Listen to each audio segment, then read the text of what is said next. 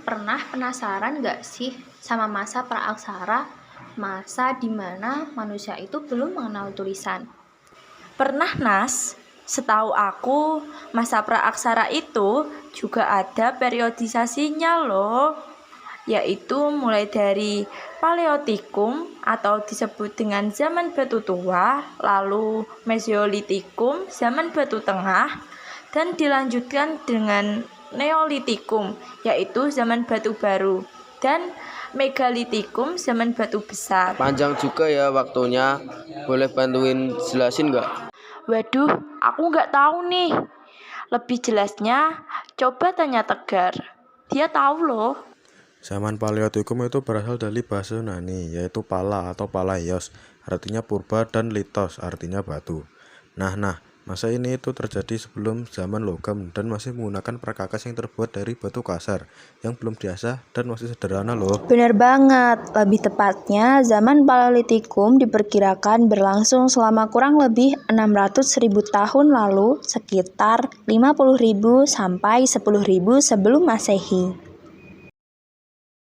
Wah, terus apa lagi? Kamu penasaran banget ya? Ya udah, yuk kita bahas lebih dalam tentang zaman Paleolitikum atau zaman batu tua. Dika, kamu udah tahu kan sebelumnya tentang pembagian masa Paleolitikum? Jelasin dong. Boleh. Zaman Paleotikum dibagi menjadi 3, yaitu yang pertama Paleolitikum tua, yang kedua Paleolitikum Madya, yang ketiga Paleolitikum Muda. Nah, sering berjalannya waktu, zaman Paleolitikum juga meninggalkan kebudayaan dan peninggalan. Nah, kalau itu aku juga tahu. Bentuk kebudayaan dan peninggalan zaman Paleotikum yaitu kebudayaan Pacitan dan kebudayaan Ngandong yang ada di Blora. Kebudayaan Pacitan adalah kebudayaan yang berkembang di daerah Pacitan, Jawa Timur. Peninggalannya berupa hasil teknologi berupa berbatuan atau alat-alat dari batu yang masih kasar. Jenis alatnya antara lain kapak primbas, kapak genggam, alat serpih, dan alat penetak. Alat batu tersebut biasanya digunakan untuk menusuk binatang atau menggali tanah saat mencari umbi-umbian.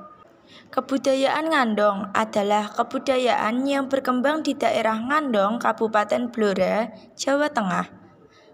Nah, peninggalannya sendiri dari kebudayaan Ngandong adalah ditemukan banyak peralatan yang terbuat dari batu, tulang hewan, dan tanduk rusa. Alat-alat itu antaranya kapak genggam, alat-alat dari tulang hewan, ujung tombak dengan gigi-gigi pada sisinya, alat serpih. Wah, kayaknya beberapa dari kita udah tahu ya tentang zaman Paleolitikum. Aku tambahin ya, ciri-ciri zaman Paleolitikum yaitu yang pertama kebudayaan. Ditemukannya kebudayaan Ngandong dan kebudayaan Pacitan. Lalu, zaman Paleolitikum juga meninggalkan alat-alat yang masih terbuat dari batu yang kasar. Lalu, untuk corak kehidupannya, mereka masih hidup mengembara atau berpindah-pindah. Mereka juga hidup dengan cara berburu dan meramu serta hidup dalam kelompok kecil dengan sistem kepercayaan animisme serta pemujaan roh nenek moyang. Tapi kalian udah tahu belum gimana manusia hidup di zaman Paleotikum?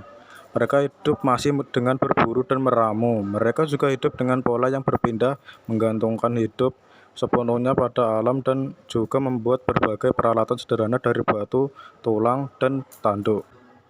Nah, ini juga berhubungan dengan kehidupan sosial mereka loh, yaitu food gathering atau masih menggunakan sistem berburu dalam mengumpulkan serta mencari makanan. Lalu mereka juga hidup berpindah atau nomaden. Selanjutnya mereka juga hidup berkelompok, lalu mereka juga tinggal di dekat sumber air karena hewan yang diburu juga selalu tinggal di dekat sumber air. Selain itu, mereka juga belum mengenal api dan berkomunikasi dengan tulisan di dinding dan bahasa isyarat. Nah, terakhir bentuk kepercayaan di zaman Paleolitikum. Yang pertama, animisme, yaitu mempercayai bahwa nenek moyang memiliki roh. Bukti adanya kepercayaan ini adalah dengan ditemukannya tulang-tulang manusia di dalam gua. Yang kedua, dinamisme. yang berasal dari bahasa Yunani. Dunamos artinya kekuatan atau daya. Kepercayaan ini diyakini oleh manusia purba bahwa setiap benda memiliki kekuatan yang bersifat gaib. Nah, yang terakhir istilah totemisme, kepercayaan bahwa hewan tertentu dianggap suci dan dipuja karena memiliki kekuatan supranatural, seperti contohnya sapi, ular, dan harimau.